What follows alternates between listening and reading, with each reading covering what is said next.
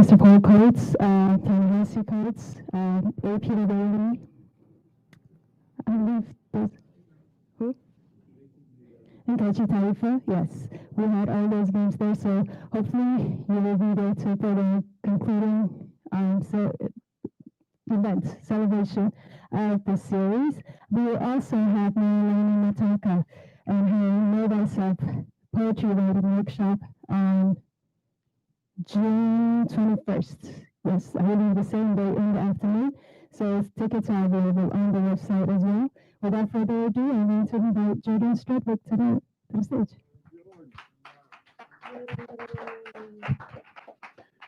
Hello, family. Thank you, everybody, for being here this evening for Malcolm X and literature. This is, as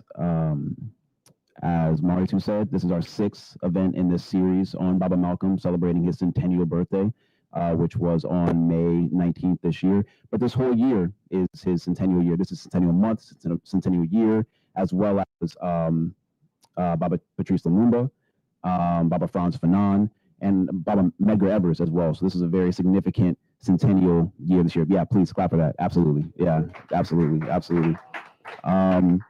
So far we had our kickoff with Baba A. Peter Bailey and Baba Haile screening Gil Noble's film on Baba Malcolm. We had a screening of Make It Plain, Professor Greg Carr, and then a discussion between Dr. Carr and Baba Lumumba on the unrelenting revolutionary Malcolm X.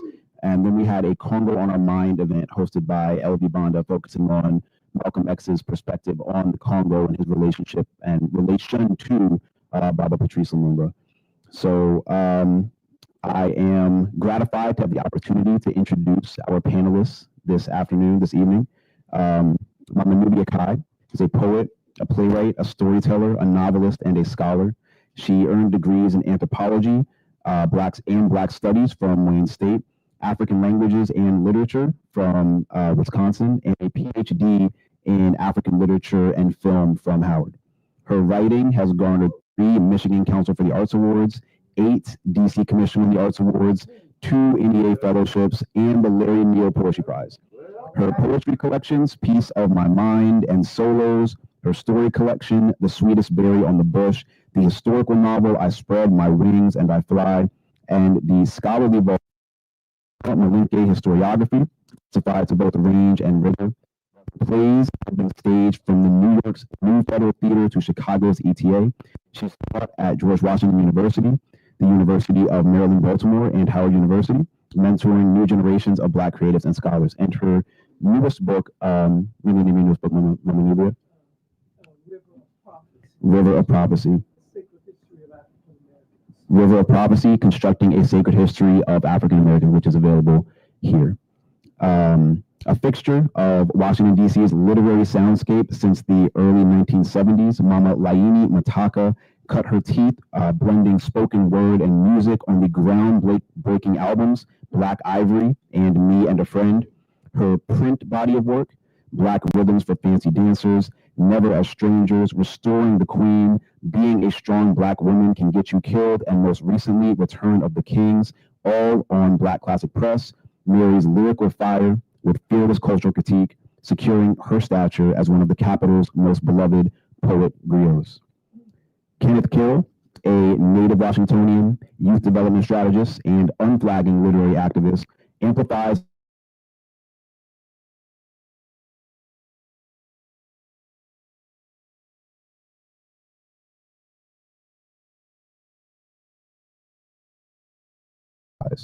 He's the founder of the DC Writers Corps, earning a White House Humanities Award, and a past director of the African American Writers Guild. He's commanded stages from the Kennedy Center to the Nuyorican Cafe.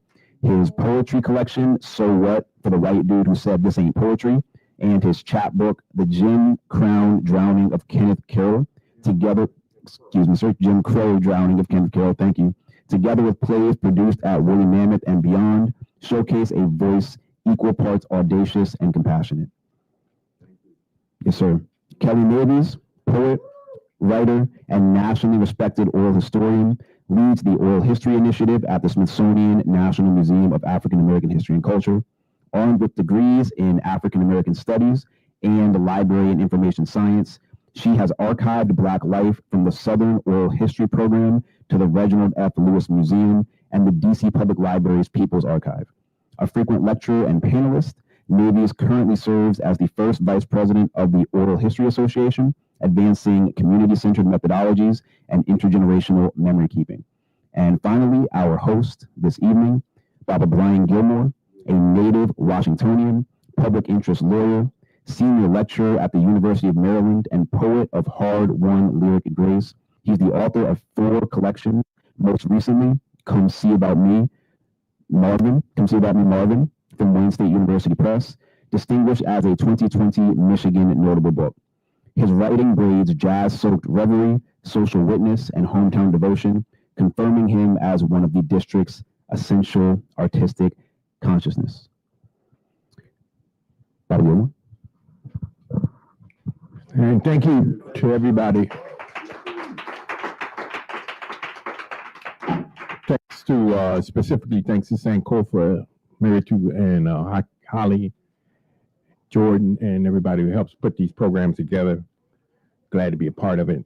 I'm just going to read a short intro, and then we'll bring up your poem.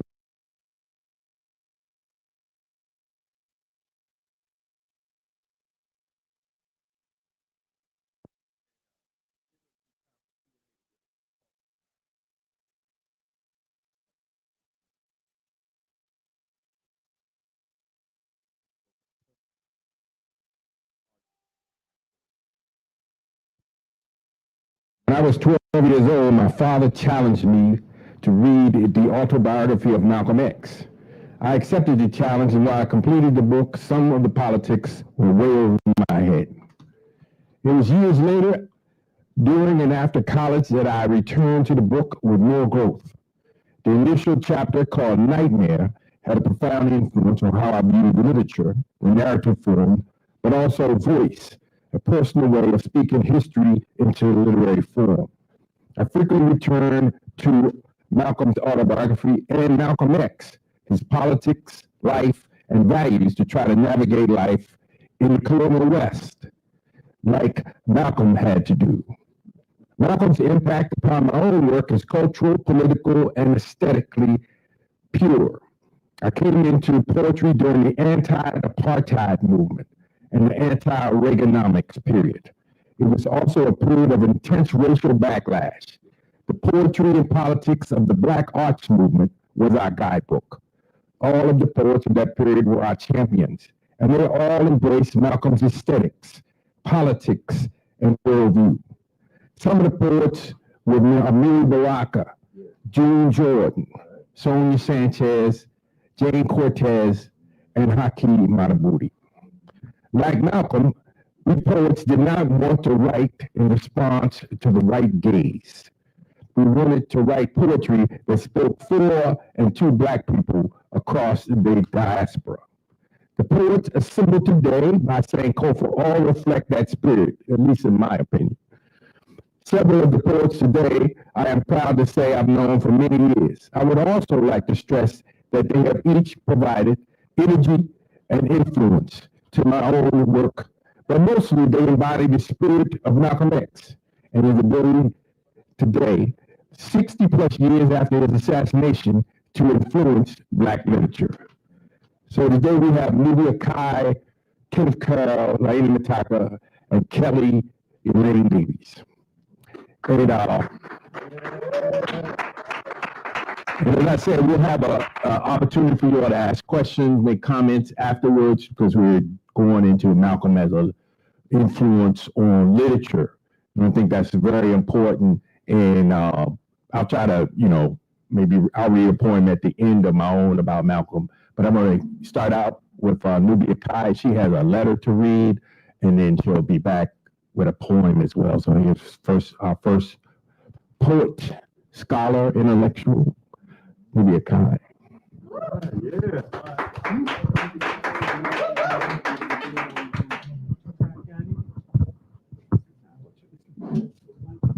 Hello again.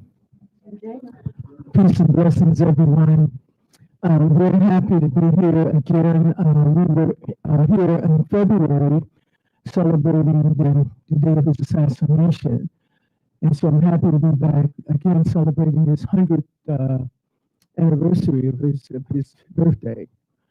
And what I would like to share with you is actually a letter that Malcolm had written in 1950. In fact, it was March 18th, 1950, which meant he was probably not even 25 years old at the time. And this was a letter that was recently acquired by the Charles White African American Museum of Culture and History in Detroit.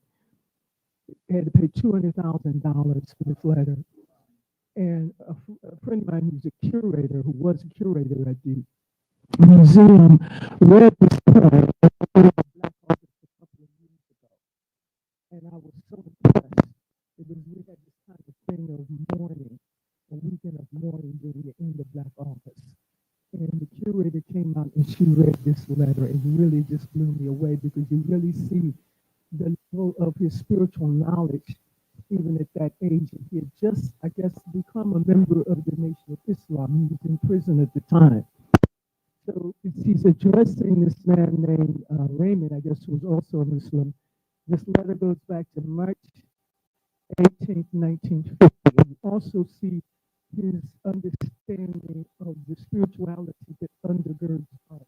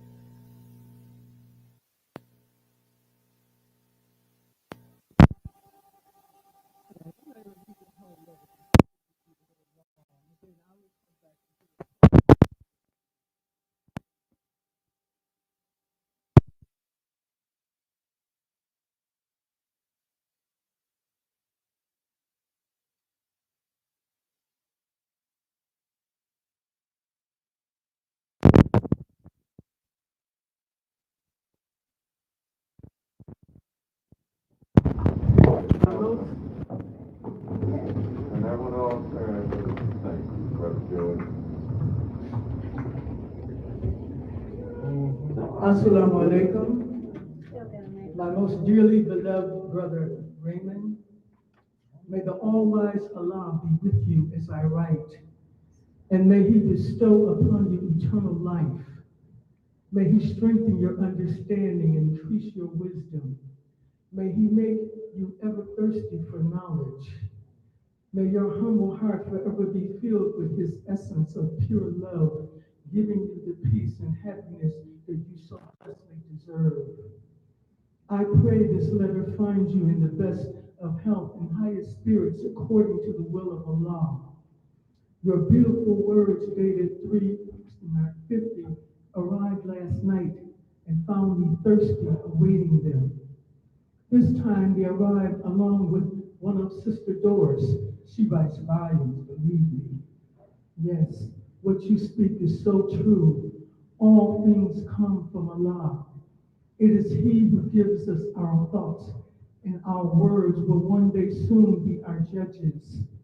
He loved us when we knew Him not. He was our first love and will be our last. He has placed so many things in the atmosphere, forms to grasp and will if we only will. Originals possess an abundance of intelligence.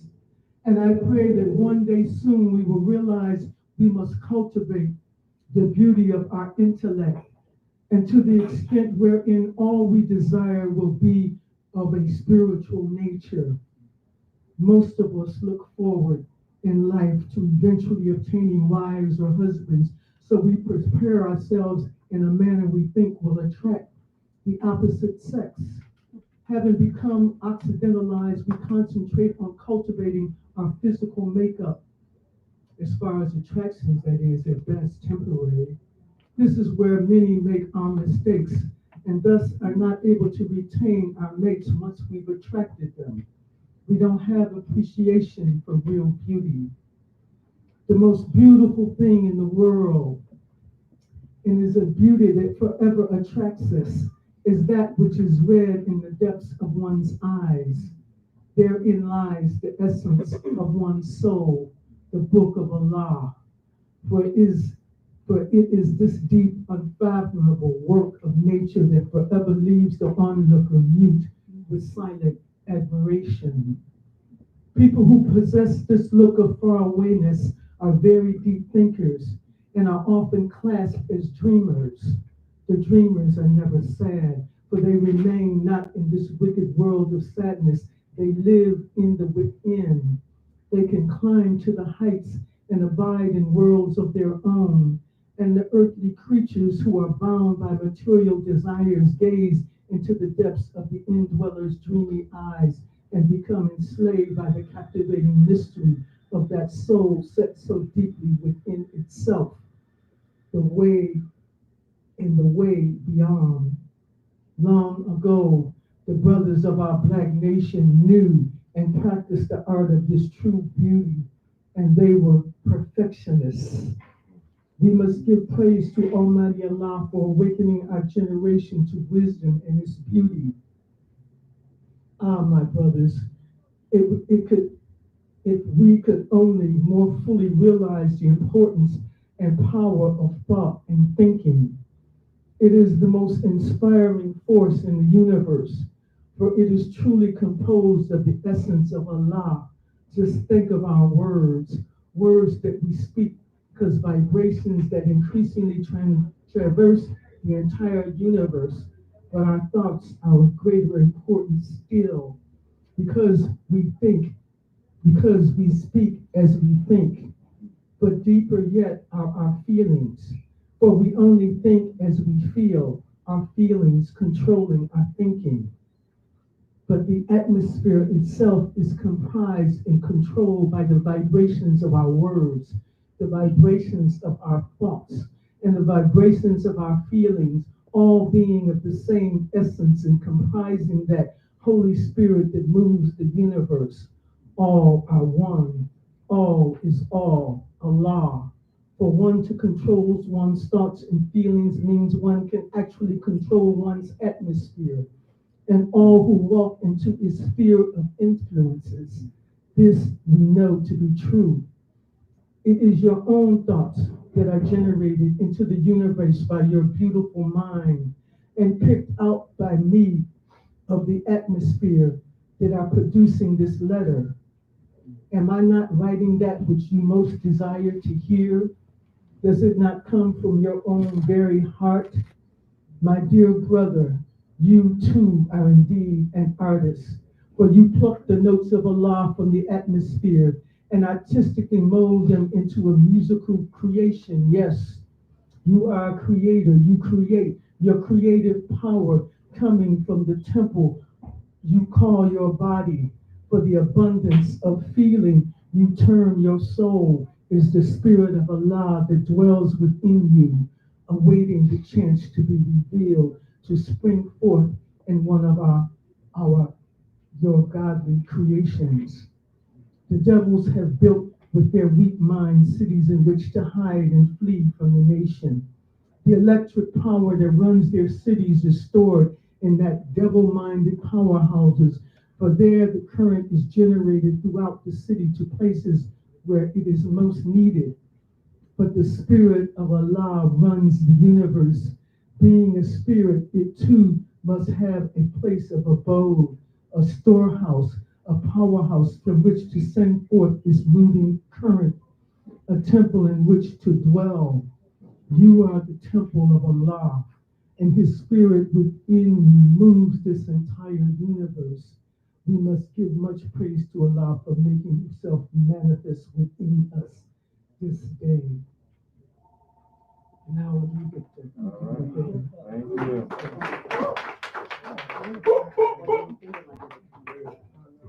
Thank you. Put another hand for that.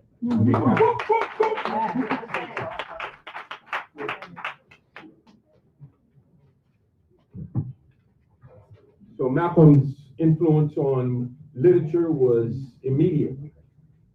This is from Amiri Baraka's book of essays, Home. It's an essay he wrote, one of the last ones in there, called The Legacy of Malcolm X and the Coming of the Black Nation. I'm just going to read like two or three paragraphs, and then we'll get Kelly up here. The reason Malik was killed, the reason, is because he was thought dangerous by enough people to allow and sanction it. Black people and white people. Malcolm X was killed because he was dangerous to America.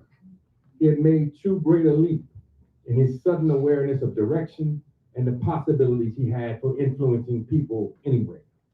Malcolm was killed because he wanted to become official and say a statesman.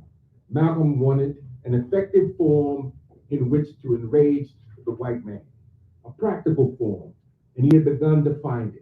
For one thing, he learned that black conquest would be a deal. That is, it will be achieved through deals as well as violence.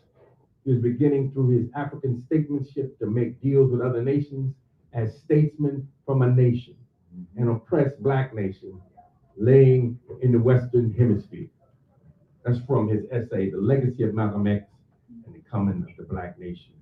And that kind of is Baraka's entry into declaring the Black Arts Movement, 1965. We'll bring up Kelly now. She's there. All right.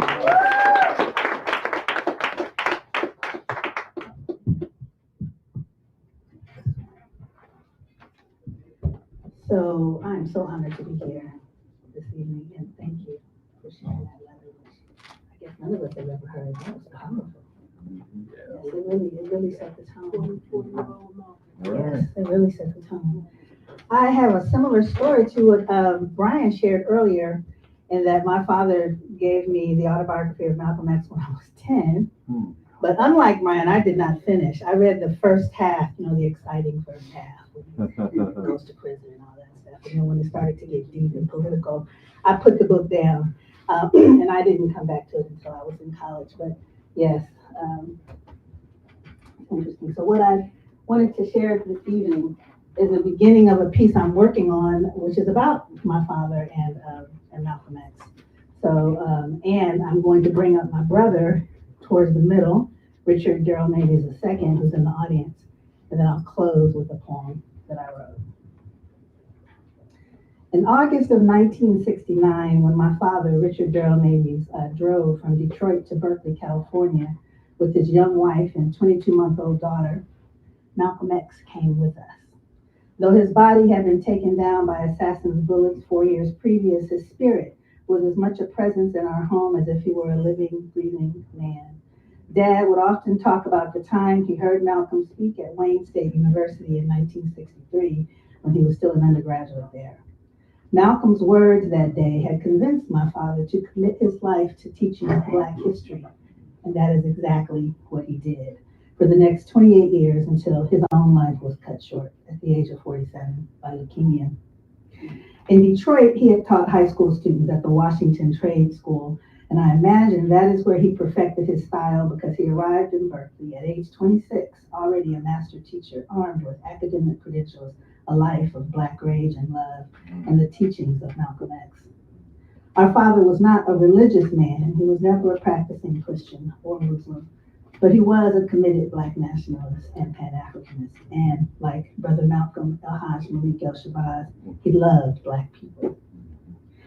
Our father became a master teacher as the coordinator of the Black Studies Department at Berkeley High School from 1970 to 1991. One of the programs he initiated was Malcolm X Week, an entire week dedicated to Malcolm X, in which students were immersed in Black thought and culture. And this included poetry, readings, keynote speakers. We would have people like Kwame Ture come through, and plays. And every year, the department would produce a play that my father had written called Malcolm's Legacy. And that play began like this. Hooroo! Hooroo! Right on. What's happening? What's happening, y'all? Power to the people. It's nation time. Yeah. For those of you who don't know who I am, let me run it down on you. I am the spirit of Black revolutionary consciousness. I used to be the spirit of civilization. But when we got ramped on by the Europeans and took a back seat to inhumane technology. But don't you worry, Black people and civilization will rise again. Now, you may not have recognized me, but I'm in the audience also. I might be sitting right next to you or right behind you. And if you're Black, I'm in your mind right now, waiting for the proper time to show myself. You just can't never tell, so be ready. You just might surprise yourself. Now, ordinarily, people can't see me, but I decided to come reveal myself to you on this special day because Malcolm was one of my main men. He made more of you realize you had a consciousness that was revolutionary than almost anybody. And believe me, I work with some of the baddest cats on this planet or any other. Let me run it down to you. Toussaint Louverture, Joseph C.Q., Gabriel Prosser, Nat Turner, Denmark Vesey, even Stagger Lee. Are just a few of the cats that I worked with. That's right. But Malcolm was the greatest of them all. And that's why I'm here today, to make sure that you people don't forget about Brother Malcolm X and to awaken in you the spirit of Black revolutionary consciousness. Now, in a little while, you're going to see a parade of characters, each of whom is no better or no worse than you. They cannot see me, but they will feel me. And so will you. Watch. Well.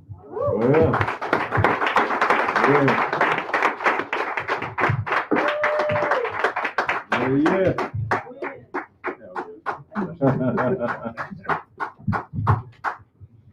And what does God say when arms reach to the sky and onyx backs sway? Don't you ever give up. It's not the sun people's way. He moves in shadows, gliding through air like dust travels through my window on a moon ray. Hips swivel while soulful toes play piano on earth. Locks of hair take the A train all the way back to Africa and swing from grapevines. Beads of sweat slide along ebony cheekbones and glisten like jewels in rain. No more pain, he cries. No more pain. Handcuff me, throw me to the ground, and I make love to the concrete. Beat me on the head and I spin on it. Smash me into a brick wall and I scale it, coming down just in time for that step called dodge the bullet. I am free to the rhythm. No more slaves here. Free to the rhythm. No more slaves here. To the rhythm. No more slaves.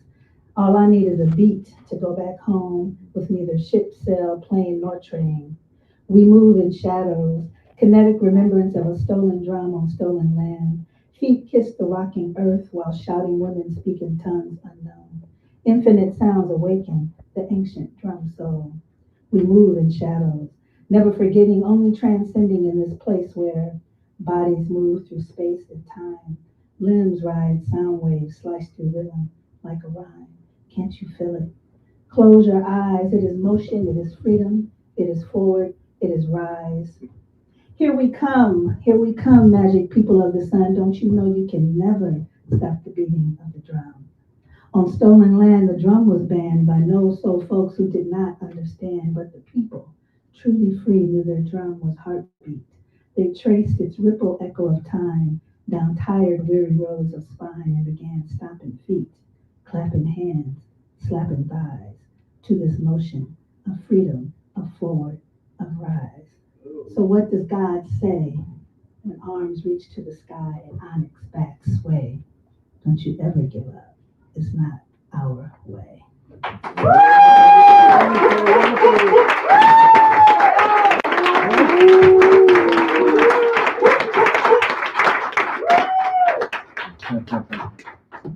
Oh, yeah?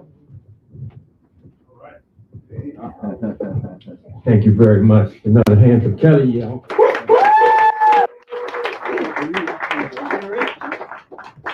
Oh, of course, Rick. Represented, you represented. All right, so we're gonna bring up now Laini Mataka. Woo! One of my favorite poets. Woo! Been watching over me for like 30 years now.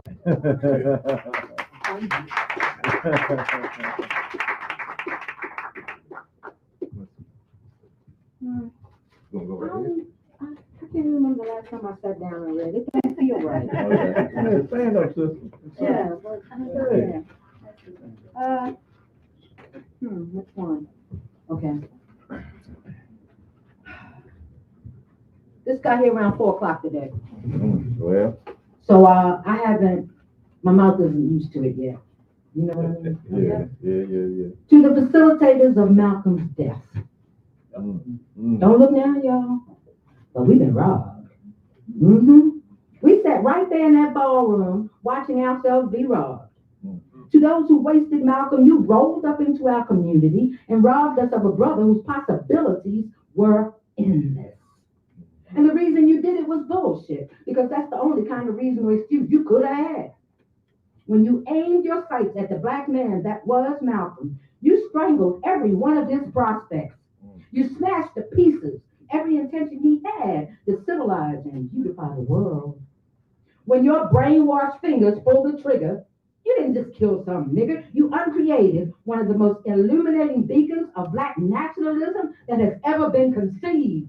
You left a hole in his family and the community the size of the black hole in space. You robbed us of the benefit of every book he'd ever read. You tore him away from us like a slave tears a child away from its mother. You threw bullets at the dreams, even though their fulfillment would have freed you too. When you murderers jumped up out of your seats, you did what only white people should have been caught doing. You turned off a human respirator that was sustaining life for millions. You squashed the hopes of brown and beige faces that held onto him like a rope, leading them out of the wilderness. You robbed all the people whose destiny it was to meet him, to shake his hand, and stare at that big old grin. Oh. Sorry. Because of you. Few people hungering for knowledge will be fed. Like Nana Harriet, he could have reached more people if they had known they were slaves. And if you hadn't taken it upon yourself to shoot the lover who loved us so. Whatever you thought you were doing, you failed. Because Malcolm is an institution where anyone can go and be converted into a human being. Right. He is an ephemeral structure that cannot be deconstructed. All that have the gall to call his name can be touched by the spirit of his generosity. You blew away his body, but you were and will forever be defenseless against his body of knowledge. You removed his direct influence in the community, but him and the ancestors he hangs with walk among us all the time, whispering and conspiring. You stole him from his children, but you will never be able to steal him from those of us he converted. You tried to freeze his brilliance with lead, but our love thawed it out and canceled any chance of him being dead. To the facilitators of Malcolm's death, we don't know all of you, so we can't round you up like in the movies. We don't know who was responsible for what, so we're equalizing the blame. What we do know is this: karma is not a myth. And when you cross over into the spirit world, those in the whirlwind are going to recognize your name.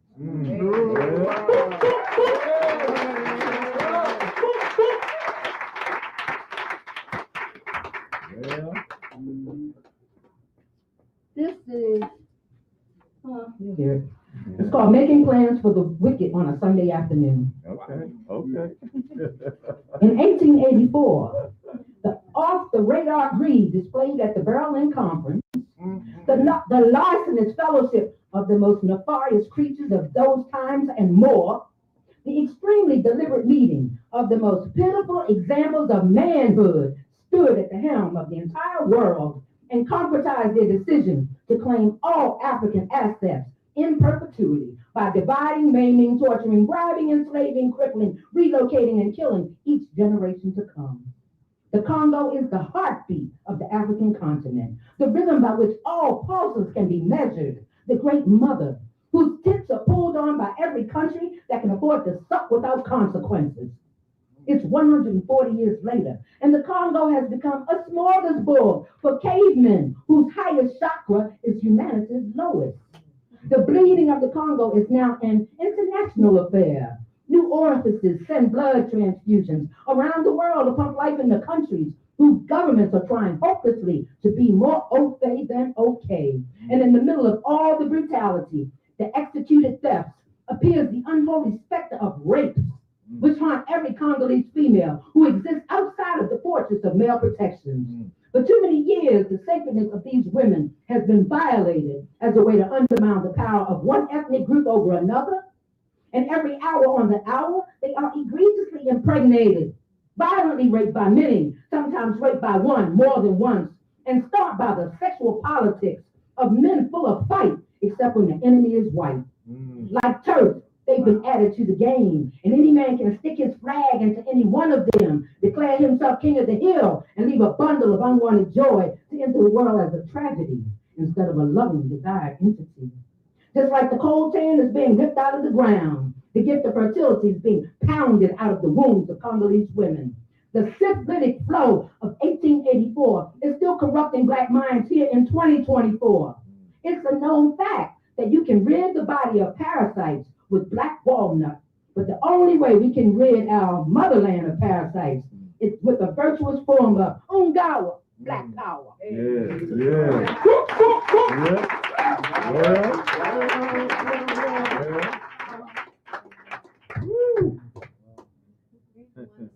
The Blacksonian band. Huh? Another night. Yeah. Oh, you made me lose it. Okay. This is called Let There Be Malcolms. Yeah. Oh, good. Wow. Come on. Oh. I like when the poets can't find their own poem. I don't like that. That's not nice. That is not nice. me all the time. They're like, you don't know what page your poem on? No. Yeah. All right. I know. Okay, here we go. Okay.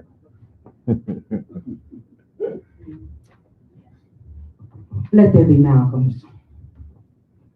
There are many Malcolms, still walking over the masses like protective spirits, so busy fighting injustice, they can't be found for interviews. The American jungle is full of Mr. X's with their noses to the grindstone. They talk while they work, and they work what they talk. There's not one in a city that doesn't have at least one Malcolm trying to energize, politicize, and organize. They don't call attention to themselves because they're too busy calling attention to the glamorous disintegration of chocolate cities, falling in the wake of white chocolate invasions.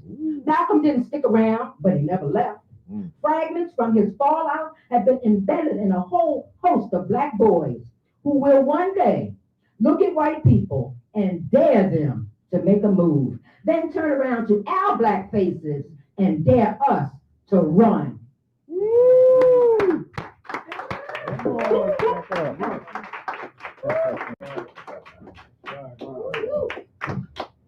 Thank you very much. Another hand for that.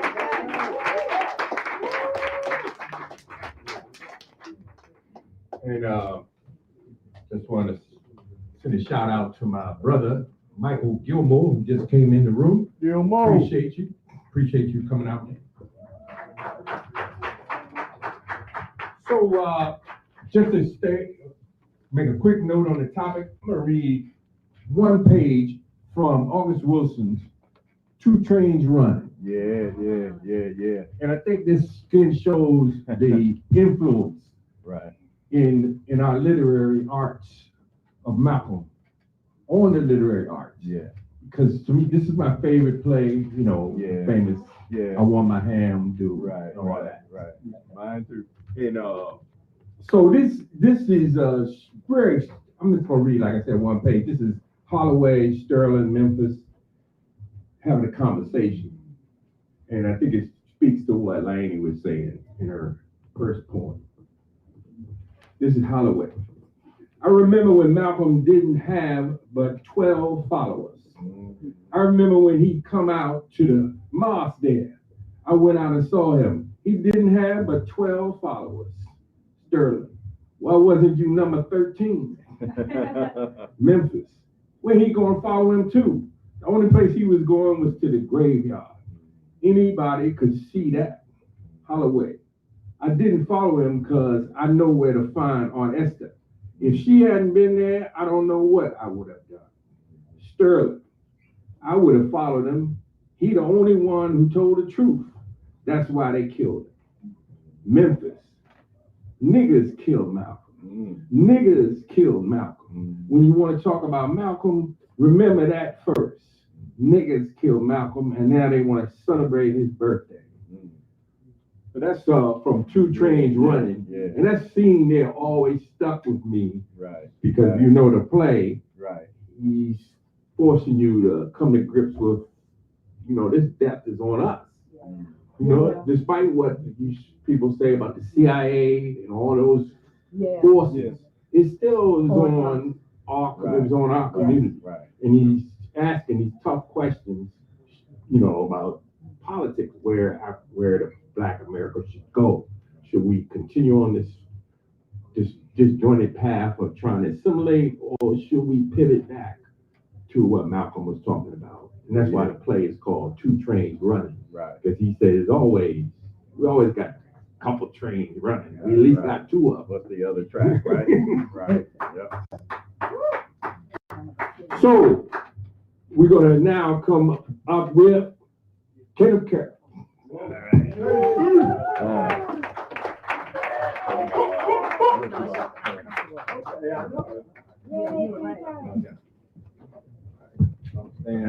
I'm staying over here and read some short pieces.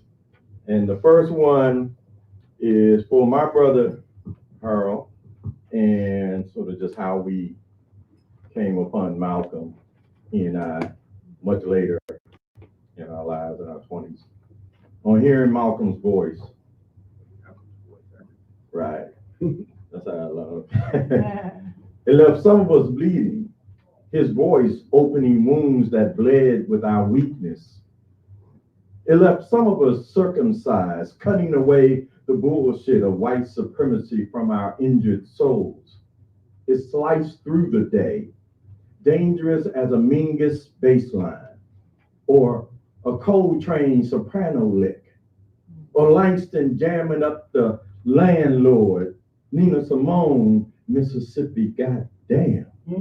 We heard his voice slicing through the courtyard like a razor carried by an African wind. He was telling us to live like men and women, like humans. We heard his voice and rose above our fear of ourselves, rose above our fear of winning, rose above our fear of righteous knowledge. We heard his voice and rose and could see America trembling as we listened.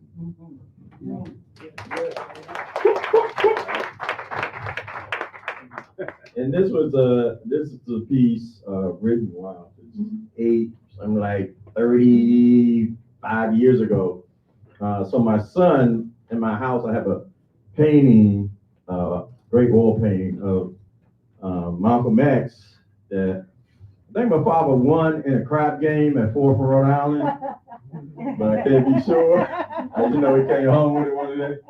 And anyway, so my son said this to me, and it formed the basis of the poem. Daddy, is Malcolm X alive?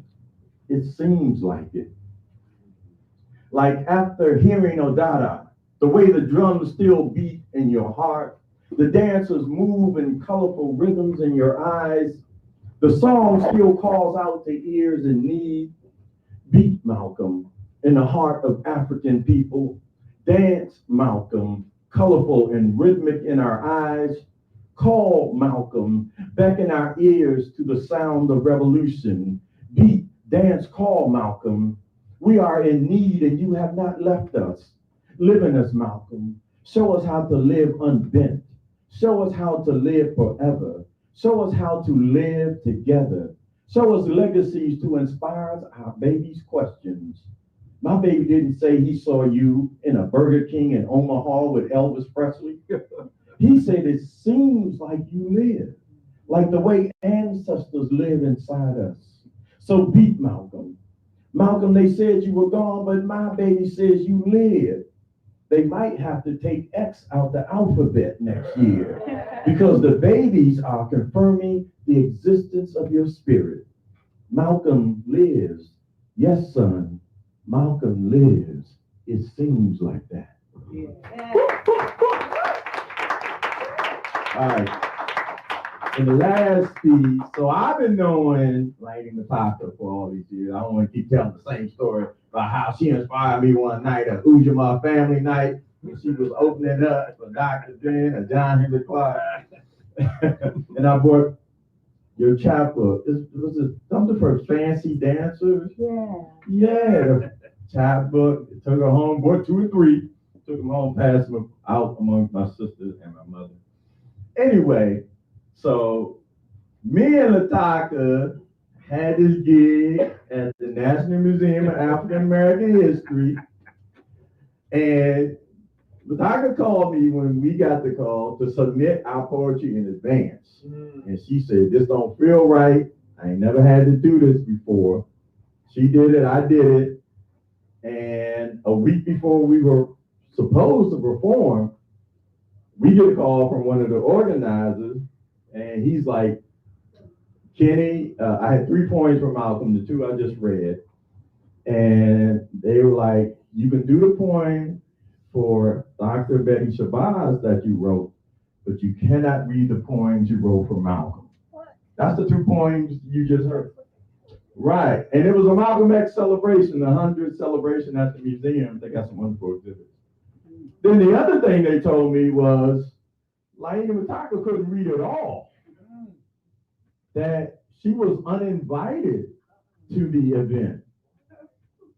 And I'm like, okay, there's a couple of ways we're going with this. One was, you know, I just have to say it, one was, fuck all you people. The other was, I told the organizer, I was like, hey, they give me 1 point. Okay, I'm about to give them that work. Okay, so this is a poem. The poem is interspliced, right, interpolation between the actual piece for Dr. Betty Shabazz. And I was so honored working with the Malcolm X committee about 30 years ago to be able to read this in front of Dr. Shabazz with my cousin Emory Diggs on bass. And my man Charles Stevens and Kimmy Hughes were there, Judy Cohall, they made it possible. And Charles was saying, when I finished, he was like, Kenny, it's hard to get Dr. Shabazz to smile, but you made her smile. And so that was so important to me. But anyway, so this is called Malcolm at the Blacksonian. Subtitle, Where's Mataka? And Gilmore remember when we read with Amiri Baraka, Amiri Baraka was reading at Georgetown University, and you remember, who was it? Ernesto Cardinal was supposed to read there with him in the United States, denied his visa to attend, and he came up with a poem called Where's Ernesto? So this is Where's Mataka? At the museum, they asked for a Malcolm X celebration without all that black stuff. Like white people at the old Montego Bay restaurant saying, but that's so spicy. Like the gentrifiers along 16th Street who want the color and rhythm of the city without the Malcolm X drummers and all that hint of a mint in the air.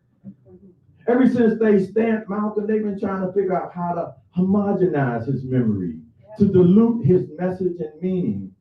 They want points for El Hajj Malik that don't come as calls for revolution, as change and struggle, not so spicy, please. They cannot have Laini Mataka, the white lady who organized it, read one of her poems and woke up to nightmares of drumming in the hills and maroons coming to get her. They cannot handle sacred poems of Malcolm, like women proclaiming their queendom and African men reclaiming their thrones. They scared of Mataka and Malcolm at the Museum for Black Folks, where the white people come to see how their ancestors failed to finish the job of our annihilation. White boys from Arkansas, white girls from Texas with MAGA hats who hold exoskeletons begin to melt when Mataka opens her poem. They be scared of Black women poets who sing of Malcolm. Be scared of Malcolm for having survived their state crucifixion. Nothing more dangerous than scared white folks and their scared Negro lackeys, ready to protect their masters and good government jobs. The audience asked me, where is Laini?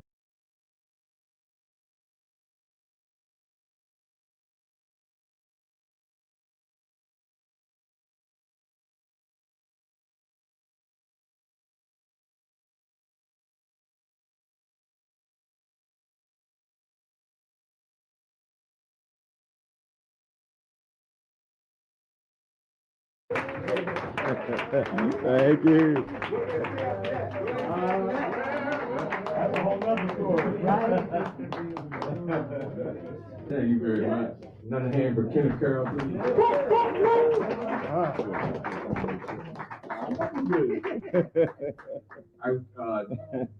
Nubia Kai earlier read a beautiful letter written by Malcolm X in 1950, and then she's going to read some of her poetry. Yes, Dr. Nubia. Right. This is a poem I wrote about 50 years ago. I think around 75. I said it's time for another one, but I still just haven't quite got it yet. But maybe soon. But here's what I wrote back in 1975, called Malcolm. Good men don't die. They stay around and take root in a cotton tree. And this tree grows in a field that is barren, but because it is proud and firm and strong, its very presence inspires the other sprouts to thrive and become great trees also. And when I speak to my children of you, Malcolm, this is what I will tell them.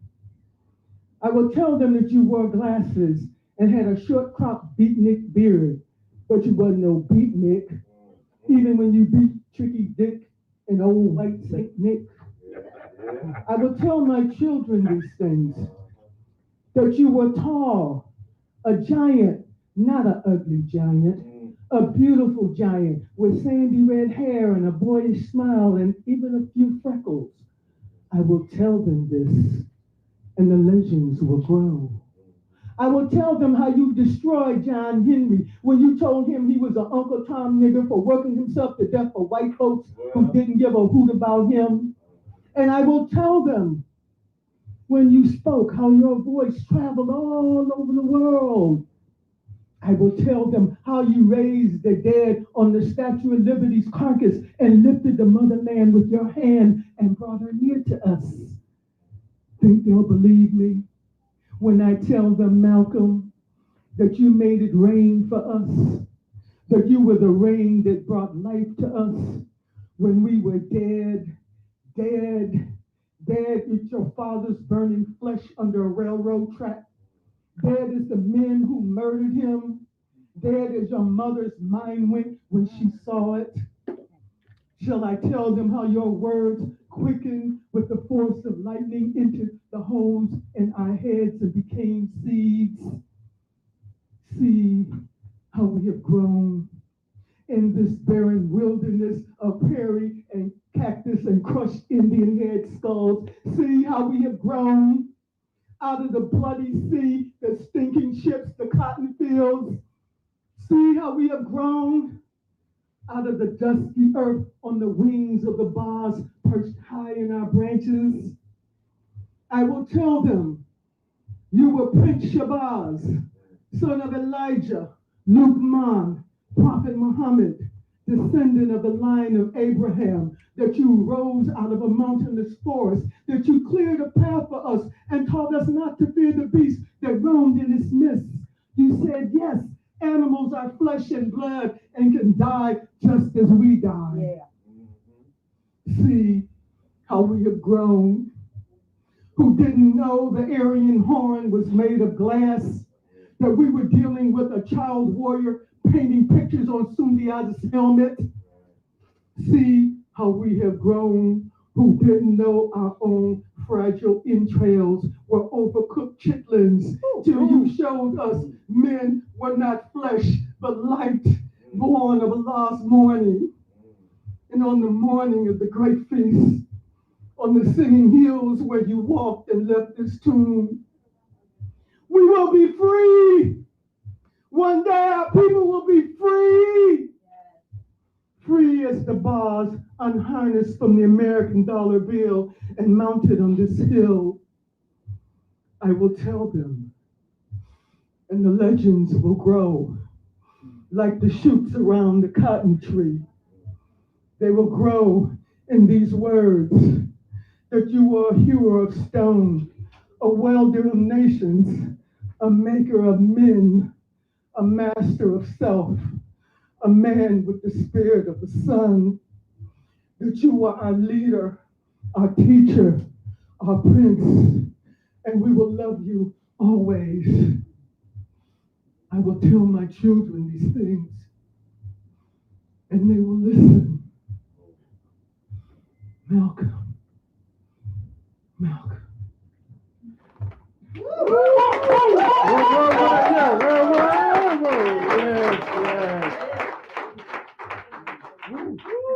Well, hand you all for Nubia Kai. That was worth waiting 50 years for, Mom. Age 12. Reading it every year. Yeah, age 12. All right, y'all. So I'm gonna finish up this all with a poem from my book, Come See About Me, Marvin, Wayne State University Press. As Holly Garima always jokes, I lived in Michigan for 11 years in East Lansing, in the freezing cold. And so funny is that town is where Malcolm spent his formative years. Yeah. And he had a horrible experience there. His whole family had a horrible experience there. But now that town claims him. Right. They named a street after him. Yeah. Always I went to his high school, Mason High School, located in Mason, Michigan. They had a display for him Wow. in the hallway. Wow. I was like, I remember Kenny's friend Warrior Richardson Yeah. told me one time, he said, oh yeah, they celebrate you after they kill you. Yeah. Yeah. He said they're gonna put you up everywhere. So, Right. and even in a restaurant right down the street from where I live, the restaurant was where he worked as a bus boy, working in there. And they had a clip in the paper about it. So, and they had it up on the wall. So the town claims him all the way. Now they named the high school after him. Right. You know what I mean? So that's real Yeah. that they claim him now. Right. And that state destroyed his whole family after his father was killed. Right. And then his mother was thrown in an insane asylum. They split the family up and scattered them into foster care. And now y'all want to claim him. Yeah. Yeah. So this one is called Axe Street, Lansing, Michigan, and it's for Earl Little, his father. And for the longest time when I was first there, I could not find where the incident occurred because the railroad tracks are gone. Right. And then his daughters were able to locate the spot, and they put a marker there, their own marker, but they haven't marked that yet. But it's right there in They don't want to let you know. Lansing, East Lansing, where he lived.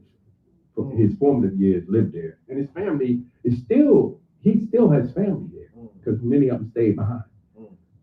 This is from my book, as I said. And just around the corner is where they killed your father. The streetcar tracks long gone. Bus service jettisoned them back in the 50s. Parking lot marks the intersection. Bus drivers sit there now and surf their smartphones more than their customers. There is nothing marking the death of this man, a Garveyite, dead right here regardless. Nothing of his pride, unbitten tongue, audacious nerve. If he had not come as he came, perhaps you would not have come as you had come. If he had not spoken loud, maybe you would have been meek, and things might still be as they were so long ago and for so long. He never danced or others could feel big. He died 100 deaths for what he believed. He rode his wagon into the most difficult of places, sundown towns like Owasso, where he chose to risk his demise rather than become the walking dead. Still, we will never know what really happened out here at this crossroad that is as quiet as a city park mid-morning every day. Did you tell Haley what you believed or what you knew? Was it real or just soapbox chatter to hide your wounded heart? But this we do know. He walked upright. He spoke like the earth beneath his feet was his as well. Instead of dismissing him, maybe we can seek to understand his time. He, a man of humble strength and infinite love. He, a man who cared for the world. He, a man who did not die in vain, unacknowledged, yet still adored in this silence. And that's for Earl Little. And he was murdered by white supremacists September 28th, 1931. And it's in all the papers in the libraries up there. It's not a mystery what happened, although they claim this. We still don't know. So thank you all very much. Thank you. And we do have time for questions, I believe. For if anybody wants to ask a question, please do, and panelists will try to answer.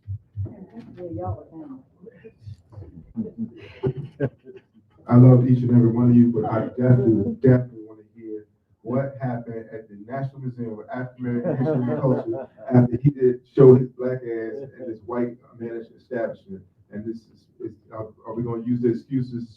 Trump shit? It's always been. I'm gonna get to you. So yeah, it was about Trump. We did get the word from the folks there that there was. We don't, like I was telling Brian, I'm like, Trump don't read. Trump ain't never been to a museum. And it reminded me of this writer, Jacobo Timmerman, who had a book called about Chile called Death in the South, where he was saying what happened under a dictator, under a Pinochet, is the artists begin to self-censor. So they didn't even wait to be told that you couldn't say that. They just stopped saying anything that they thought might infuriate this dictator. I feel like that's what happened at the museum, and I get part of that. It's a reasonable fear, but like we were saying, why even have this Malcolm X billed as a celebration of Malcolm X in poetry and music? Why not just do the music then if you scared? You know what they say, you scared, say you scared, you know? But so after I read, went backstage, the audience was wonderful. They were wonderful. Went backstage, one of the organizers said, you know, that was great. People seem to love it, but you've gotten me in a lot of trouble. And I was like, that's what poets do, right? That's what we do, right? So, yeah, so we'll see. But and here's the last part of that. So this woman, I don't know who she reported to, but that person was there. So at the end of the night, like after the performance, I stayed and talked to people who were really asking where Laini Mataka was, and they were in the bookstore looking for her books, which aren't there. Which will never be there. But they were standing out there, and people stay for a long time. I mean, you know, everybody from around the country comes to that museum, and it's so beautiful. It's a beautiful spot. And so I got a chance to meet her supervisor on the way out, and I was like, so I heard her cause some problems. She said, no, I think it's okay. But see, that's what I'm saying. The person said he got in trouble. They black, and the person said it's okay, white. No. Okay, just checking. No, it was non-black people. All non-black. Non-black people managed. I thought it was black people. That's why I had to line them up on, but it wasn't. It was non-black people. Non-black people in charge. Yeah. Come on, bro. They always But were. Kenny, Mama Mataka's Same books question. are Ask the here. same question. You can see a display of them in the front and purchase them here. did they let you? Too many to make. Did they turn your mic off? What? Nah. I mean, look, when we went to theater, I told high school, you can turn my mic off. I used to be out on the corner. You know, you can turn my mic on. They still gonna get that work, right? Okay. We just gonna get it with a mic on, mic off, or we just gonna get it in the lobby. You know how we do, right? Gilmore know.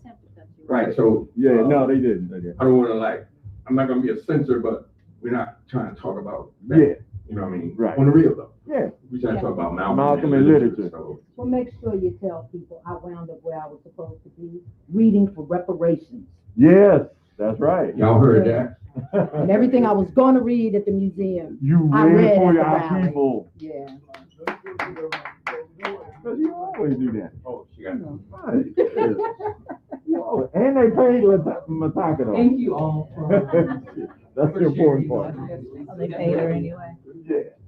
in education. I feel like on a subject that's little expressed and talked about. I mean, I really felt like it was poetic, more so that sort of undergirded the evening, and the work that you read, the letter was just so powerful. So my question was, and part of my ignorance, did Malcolm write poetry? I understand that the work that he did, like, was undergirded, like, with the love and the passion that he had for, like, our freedom. But I just felt like that letter was, like, so poetic, and it just really showed a side of him that was so tender that I had never experienced before. So I want more of that. Yeah, I was blown away when I heard the letter. And you do see that he is a poet. Yeah. You can see in the writing of the letter, he was a poet. Not only that, I would say he was an alchemist. Yeah. You know, he was a mystic. You know? Yeah. And I'm gonna say something, that is something you see, that artistic element Right. in a lot of our leaders. Harriet Tubman was an incredible artist, musician, singer. She had a voice that pulled people like magnets. Wow. Sojourner Truth, the same thing. Nat Turner, the same thing. They had this incredibly beautiful voices. They were great artists and healers. Nat Turner was a great healer. So was Harriet Tubman. So was Sojourner Truth. And then Frederick Douglass, we learned that when he did his speeches, he was always singing in between. Singing in between his speeches. Wow. You know, and so, you know, I think we see that in a lot of, you know, our people are artists anyway. Like Shirley Graham Du Bois says, we are a race of artists. What are we going to do about it? We are art. Yeah. We are art. Right. Okay. I get it. Yeah, all right. We are artists in the art. Everybody wants any question, wait for the mic, please, okay? Let's hear each other. Let's go. Yeah, greetings, everybody. Thank you all so much. But the fact of the matter is, yes, he was a poet. Yeah. The fact of the matter is the blacktricity that flowed through Marcus Garvey, flowed through Earl Little, flowed through Louis, flowed through so many of our ancestors that are in the world winning. Right. Malcolm was the epitome of that. But we cannot forget Malcolm Shabazz, who was channeling Malcolm. A lot of people forget because of the fire. They don't know that he rehabbed, he rehabilitated himself. He traveled the world with Cynthia McKinney and went to meet with Gaddafi. Wow. He traveled and was followed all the time. He was locked up for jaywalking. He spent time in the penitentiary like Malcolm did, and the brothers schooled him. He also went to Marcus Garvey Independent School in Philadelphia. So sometimes we can't forget the 3-generational murder that took place with the Shabazz family. Malcolm was moving on the path, little Malcolm I'm talking about, was moving on the path of his father. But guess what? It was institutionalized with other brothers who were incarcerated that formed a movement that now rests in Sierra Leone. It's called BASANI, the Black Star Action Network International. So despite the fact that Malcolm Shabazz was murdered, Malcolm was murdered, and Earl was murdered, Garvey went to jail in 1925, the year Lumumba and Malcolm and Medgar and so many others were born. So yes, the fact of the matter is, if you're a leader, you've got to be a poet. You must push your blacktricity. That's why Malcolm was so powerful. And Malcolm definitely was the connecting link of the modern Pan-Africanism that we talk about. Wasn't the beginning of it, but he institutionalized it and didn't just establish the OAAU. He made connections that are still growing on the continent. The 3 nation states that are making a move right now, all the leaders are Muslim. Anyway, I'll stop right there. The movement goes on. Look for me in the whirlwind. Malcolm will definitely be there.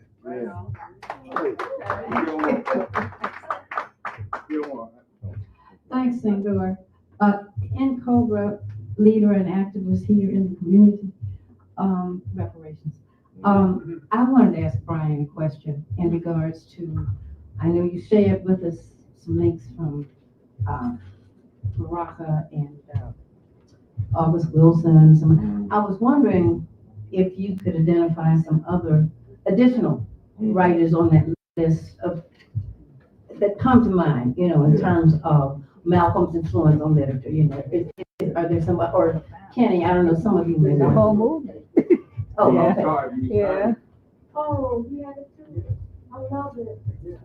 This book came out in. Oh, it's everyone. Yeah, can you talk about this is one of the first anthologies that was done on Malcolm X by Broadside Press, Dudley Randall, 1969. Yeah. And it has a Latsonia Sanchez, Gwen Brooks, Luca Giovanni, all of them had points. All the poets, main poets. Amir Baraka, Point for Black Arts, which started the movement. It's all in here. Yeah. You know, I didn't have time to read the Point for Black Arts, but that's a great poem. Yeah, I like that. But I also wanted to say something to Senghor. Where I stopped at in this letter, he starts talking about Garvey and their relationship with Garvey and how his mother was close friends with Garvey. I just wanted to say that. I left that off. Okay. But he talks about them. Yeah, he said they were very close. Where can we find that letter? Probably at the museum. Charles Wright At Museum the Charles Wright Museum. in Detroit. In Detroit, Michigan. They had to buy it for $200,000. Yeah, they had It's to probably on the white online. paper. You can access it, I would imagine. So just to finish up here, there was there's a lot of poets in here you've probably heard of: Dudley Randall, Clarence Major, Margaret Danner, Robert Hayden, poet Elmont, Haj Malik Shabazz. So many in here, but I remember this book when I was first starting out, and this was kind of like everybody had a tattered copy of this. And this is where you could really see his immediate influence. And that's the Baraka thing that I read just shows his immediate influence on the politics of the moment. You know, Baraka basically, the Black Arts Movement basically starts. He writes that essay and then he moves uptown from Greenwich Village to Harlem, and that's when it kind of kicks off right there. And in that essay he talks about that. And then Baraka wrote some more after that. And then everybody else kind of just jumped on. This is, I think it's 1970? 69. So it was immediate. His influence was immediate. So and I think, I would say if you can track this down, that would be great.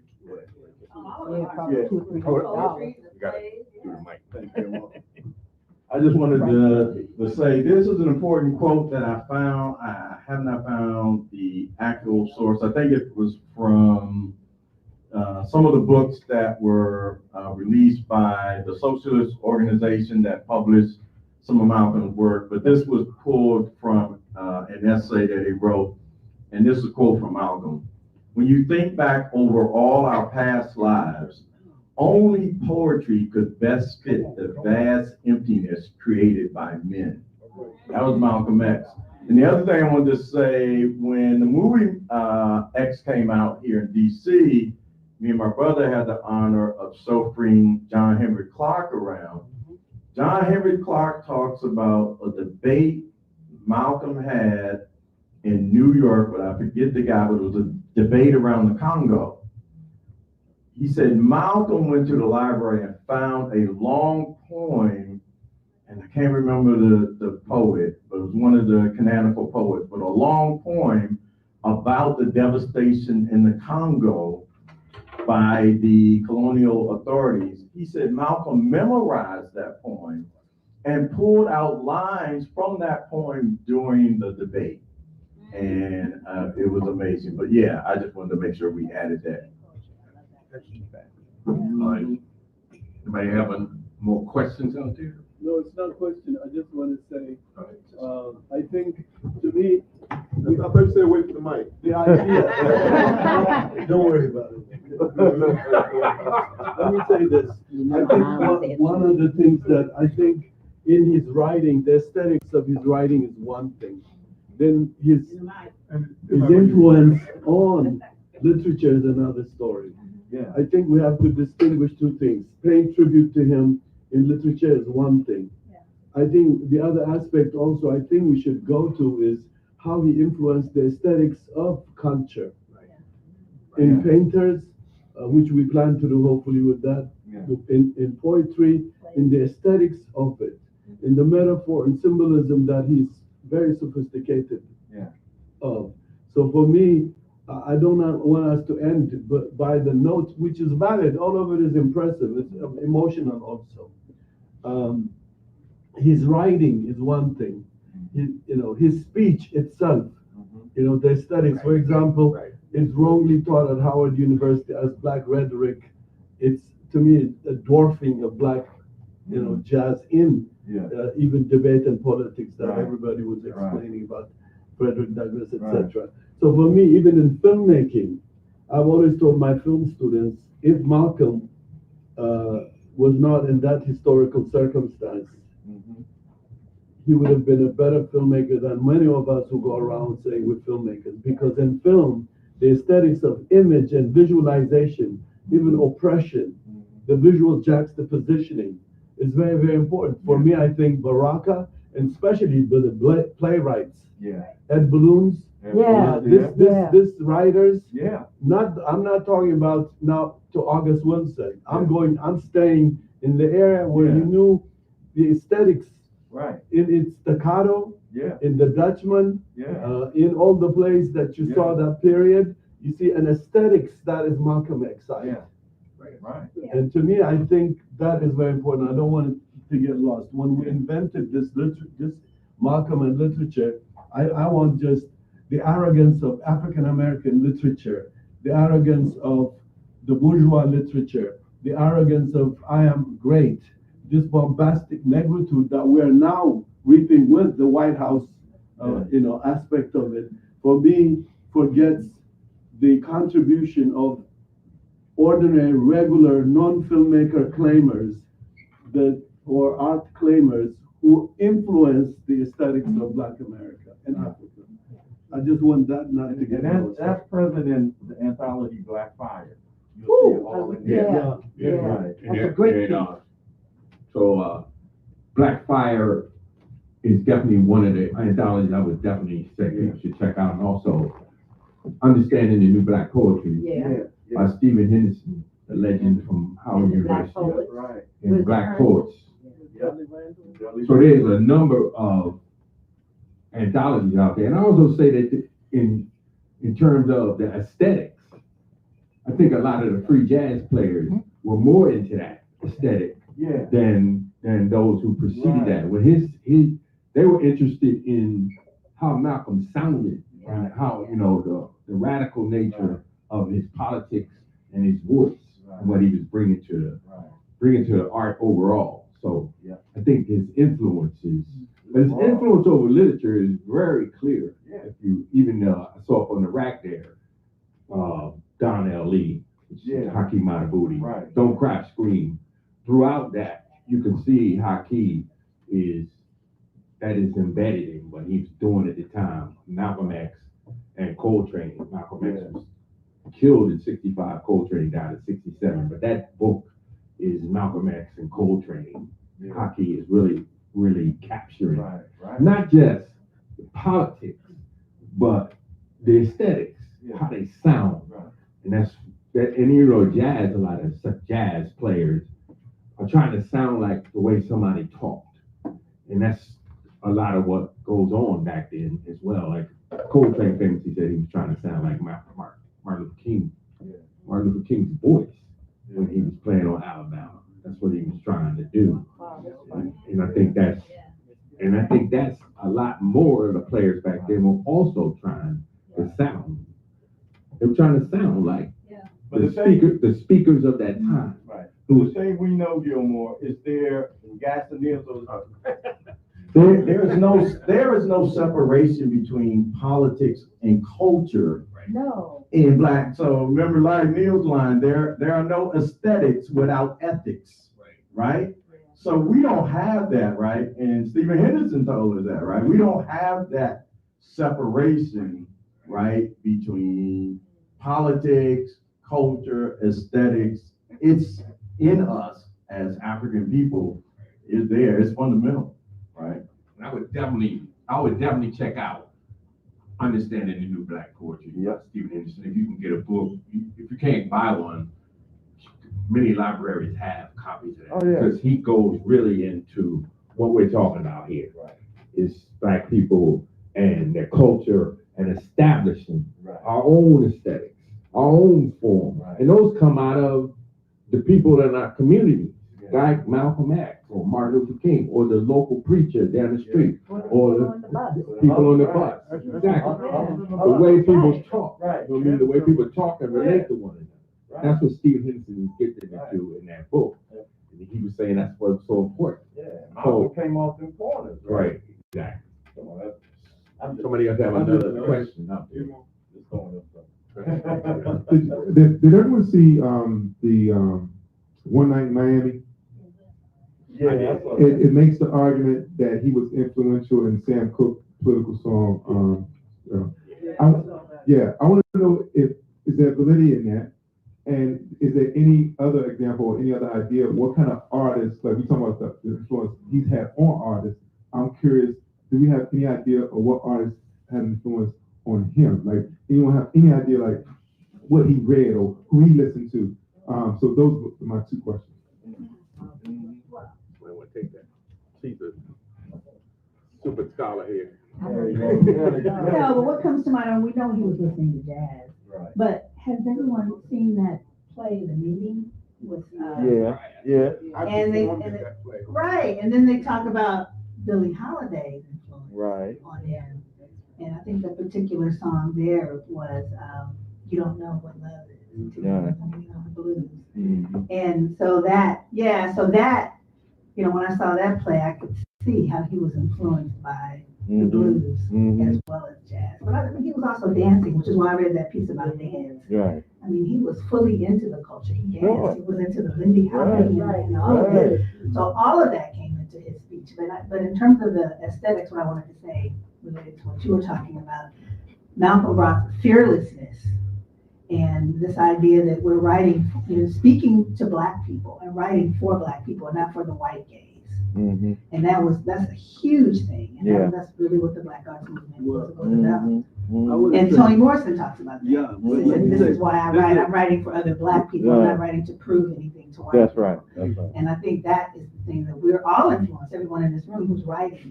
That whole sense of I'm writing for other Black people. But I want to say something. I'm going to say something that is very important, I think, in this kind of discourse. Right, you know, when we, excuse me. He can't hear you, Holly. It doesn't matter. I'm heard. You hear me. If you care to hear me, you'll hear me. I'm not depending on this shit. So let me say this thing. Like my daddy now. No, let me say something. I think politics is the first revolution or displacing revolution done against African culture. Politics is not art. Politics is an art of deception. This is the Eurocentric politics that came to Africa, overthrew culture. And yet African all art culture is political. Thank you. Excuse me. Art is political. No, excuse me. Okay, you finish it now.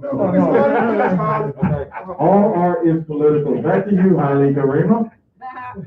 No, I think we mix a lot. Okay. For example, aesthetics. When we mean aesthetics, none of us really agree. From what I hear, aesthetics is the sublime and the grotesque. It doesn't mean beauty. Some people think aesthetics is beauty. It's not so. So why I think we coined this thing is to say, in terms of in the expression, in its purity, its naturalism, subliminal, symbolism, paradox. So many things are in there that we, the artists, could learn how to spell in our own respective works if we really know the dichotomies or the boundaries.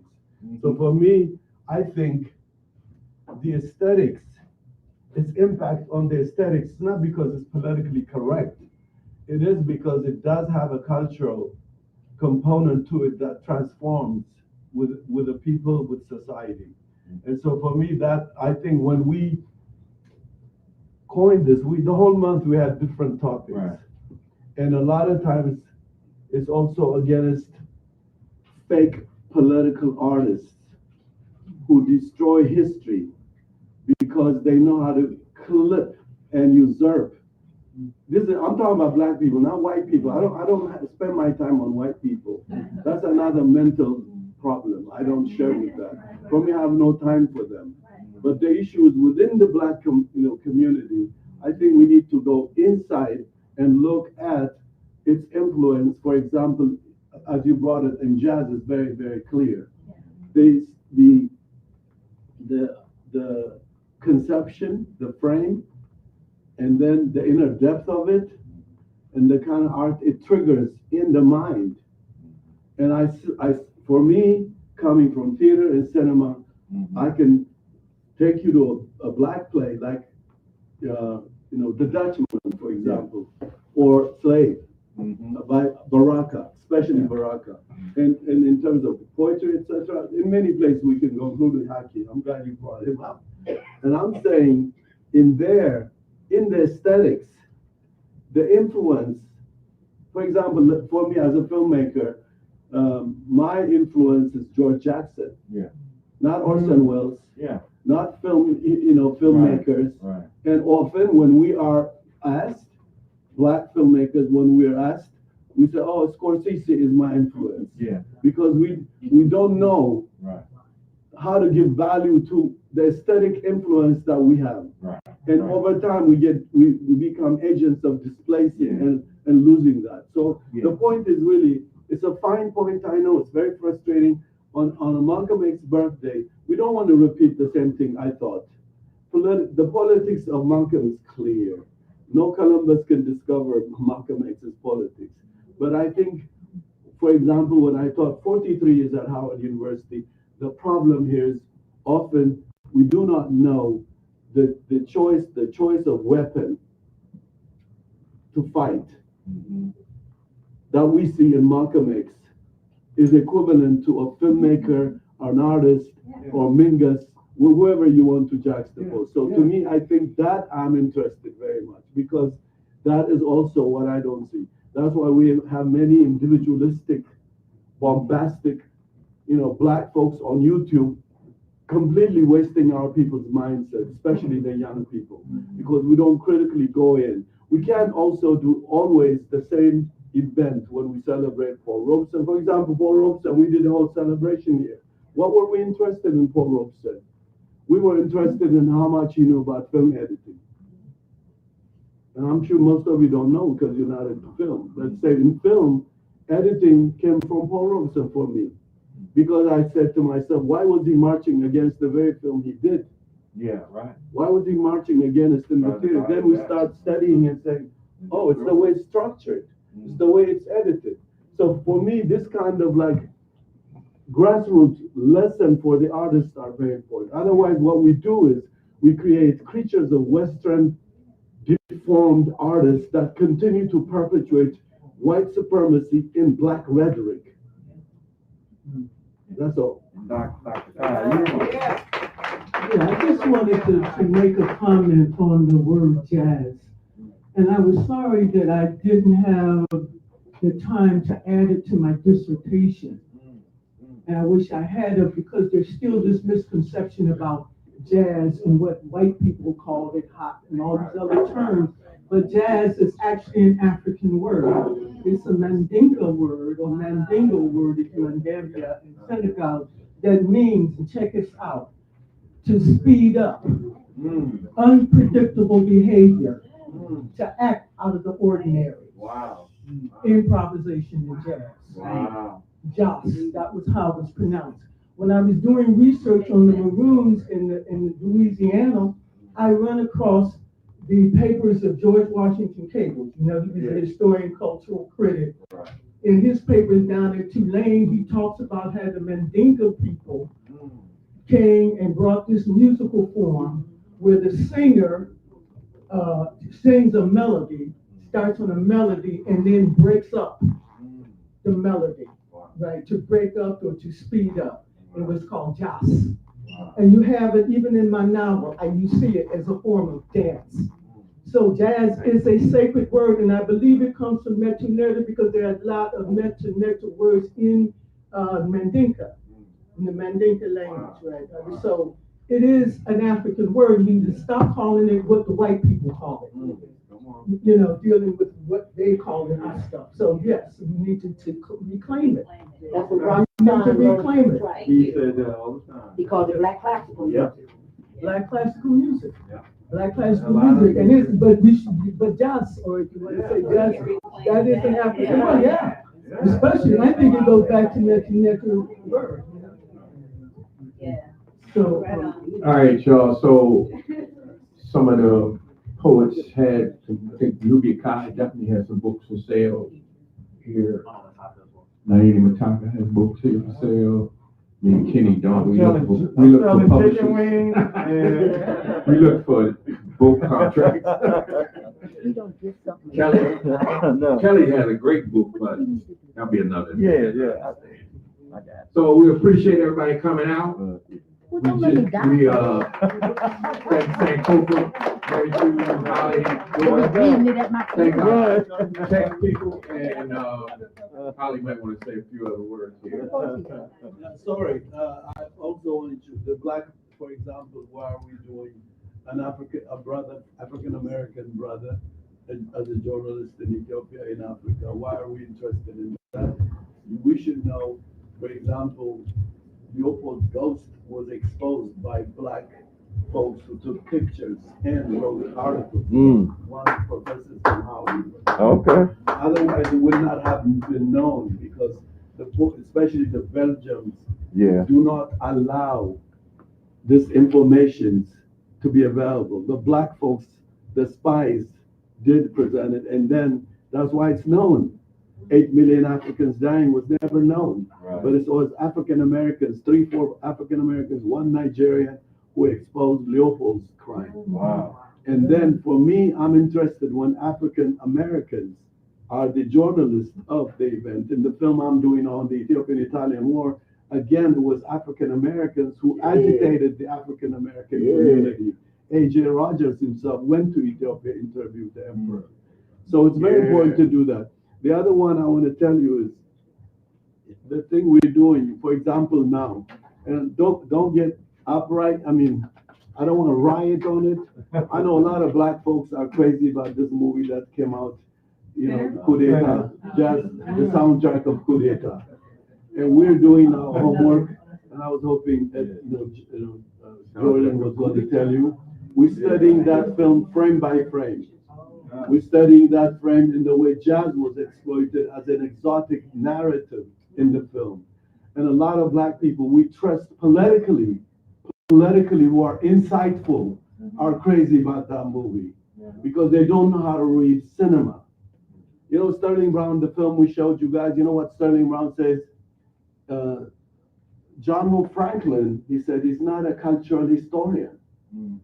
And people go gasp in the film we made at Howard because they gasp because they think he's criticizing it. No, he's a good historian. He's talking about he's not a cultural historian. Right. A cultural historian spells another part of the history. It's a reader of the cultural aspect of it. And so for me, we're doing this coup d'etat. We're studying. If you come, you're welcome. When is the next? Because we're watching it for a whole month now, and we're going to have a conference here. I hope most of you will come. And we'll discuss. It's good to see it because a lot of black people went crazy over it. It's good to see it. It's had a very interesting information in it. but it also misrepresents jazz, by the way, because it makes all jazz a CIA agent expression. But it doesn't matter. We're studying. If you want to study, join us. The other part of it I'm doing is he told you about Ackland Lynch. Professor Ackland Lynch is a very important part of our community. He's tired. He's older now. He doesn't want to come.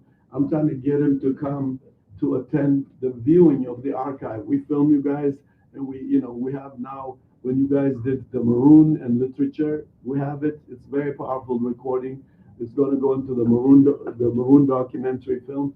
But this one is very important. Ackland Lynch makes the biggest powerful speech on Malcolm X in one of our Malcolm X birthday or something we held. So don't miss it, because it's very important. He's a firebrand. He's tired of us. He's tired of working hard for us. He doesn't want to come out. He's still good. He's still he's reading. Every time I see him, he's still reading books. It's unbelievable. He said that's all he 90 does. or something. That's all he does. So, keep us, Google us. How do they find us? www.sankofa.com is our website. For events, you can find our events on sankofa.com/Sankofa events. Or if you don't want to use the website, you can find us on Facebook, Instagram, and YouTube. What we just posted is currently on YouTube, so once you're done, you can show it to your friends and family. And also, there's a tablet right there on the corner. All you gotta do is just put on your email, and every time we have an event, we'll send it to you. Okay, and I just want to say a little footnote. I'm not trying to pull anything. Coltrane, went to hear Malcolm X. Say, oh, the dude makes sense. I hear. And then he went the same time, in the same week, he went to hear Olatunji, the African drummer. And this has a lot to do with the aesthetic thing I'm trying to figure out. When I talk about it, it's not because I knew, but I knew this is, for example, we're filmmakers. How many black film critics know how to analyze our work?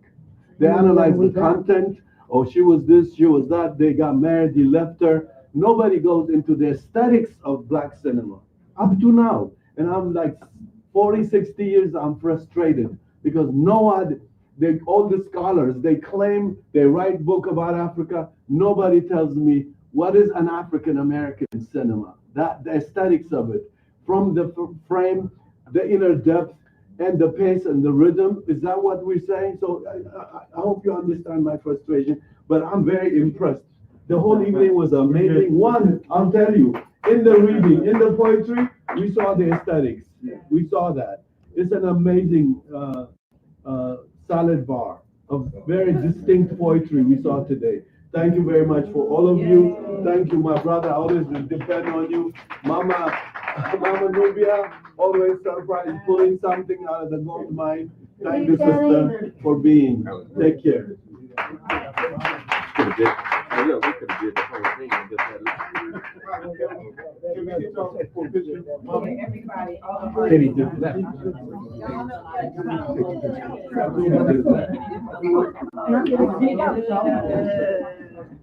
Girl,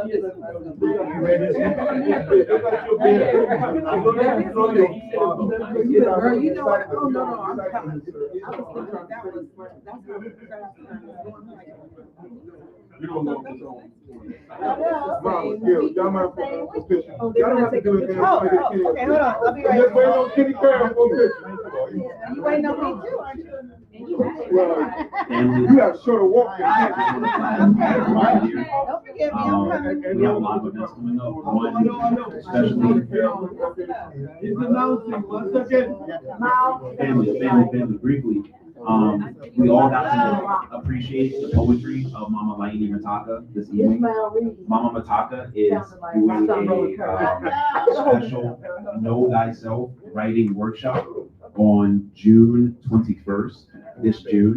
There are 12 spots for this workshop. So if you would like to have that type of personalized instruction from Mama Mataka, this is a very special opportunity. It's on June 21st. Again, there are only 12 spots available, less and less as people continue to book.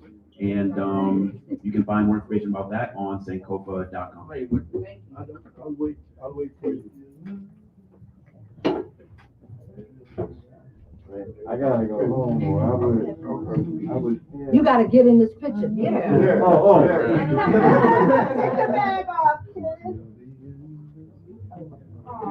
Oh, man, this is my 5,000 picture in San Cope. We'll start splicing this shit together. Okay, I need everybody together. Okay. Not AI. Yeah, move on. There you go. 3 set of 2. Real Photoshop, man. One set of 2s and a set of Real, man. Here we go. Not. This is the group photo without Holly Green. Yeah. Okay. Wait, wait, I said the phone. Where's Holly? I ain't waiting for Holly. Okay. Thank all of you. Thank all of you. Get a chance to sign it for me. Thank you. Thank you. I know that. Yeah, well, good to see you always. Yeah,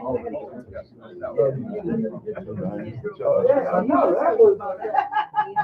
And I wasn't able to find a copy of that. I used to go to Woodbridge Library. I had a whole ass copy. Right. And I got it from like 50 cents. Yeah, and I had her number too. I had to. I should still be smiling at that. You gotta get Yeah. That's a good idea. We're probably going. So they Well, not anymore. Didn't you know my like sophomore year roommate, maybe Moira? I had a roommate sophomore year, Moira, if you knew her. But She was, what's her name?